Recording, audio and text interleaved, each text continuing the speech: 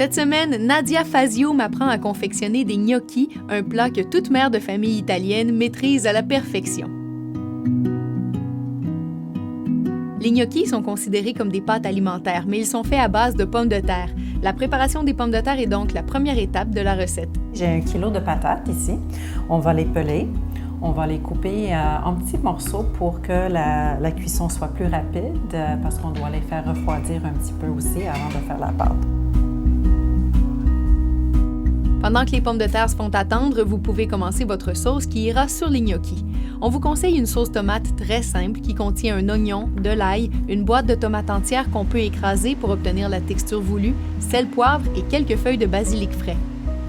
Nos patates sont prêtes, sont refroidies. On a notre presse purée et on va les piler. On pourrait y aller aussi simplement à la main avec un pile-patate. Un pile-patate, je ne l'utilise pas parce que je trouve qu'en l'utilisant, les patates sont trop denses. Donc, lui, tu vas voir, la consistance des patates, c'est différent. C'est comme du riz.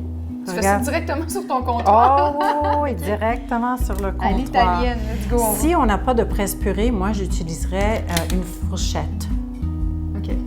Mais c'est vrai que ça fait une belle texture. Ça fait une belle texture, regarde ça. Il faut ensuite déposer 2 œufs battus au centre de nos pommes de terre.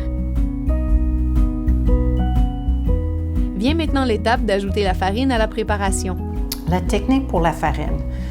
Quand je me rappelle, j'ai demandé à ma mère combien de farine, c'est le montant qu'il en faut.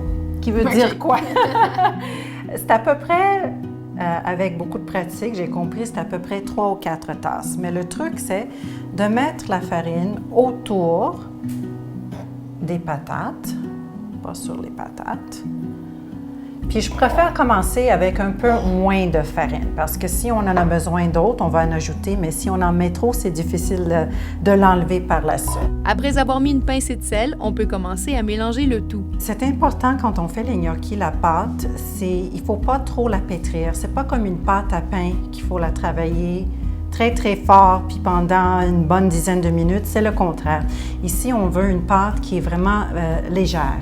Il faut donc une certaine patience avant de voir la pâte se former, mais c'est important de prendre son temps plutôt que de trop appuyer, ce qui donnerait des gnocchis trop durs. Ma mère, je l'ai vue avec un truc pour savoir si c'était correct. Elle prenait un petit bout comme ça, puis elle roulait dans ses mains, puis ça roule, ça tient. Ouais, c'est prêt. Ça tient. Okay. Avant de commencer à rouler les gnocchis, on peut diviser la pâte en plus petites parties pour mieux la travailler. Alors, on roule. Comment est-ce qu'on roule? C'est ici la partie que j'ai trouvée difficile parce qu'au début, je mettais de la pression puis je les écrasais.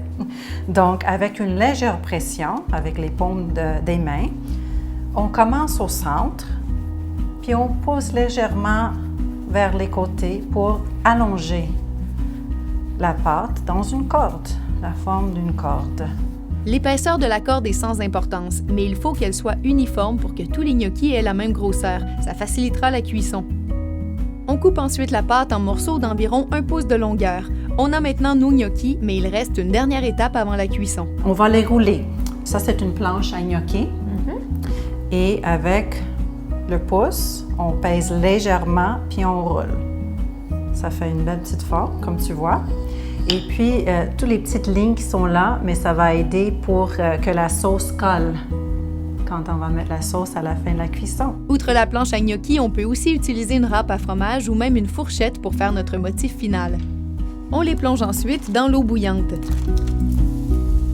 Les gnocchis remontent à la surface quand ils sont prêts. Pour le dressage, seule une petite quantité de sauce est nécessaire et on peut ajouter du parmesan si on le désire. Et voilà, on a nos gnocchis.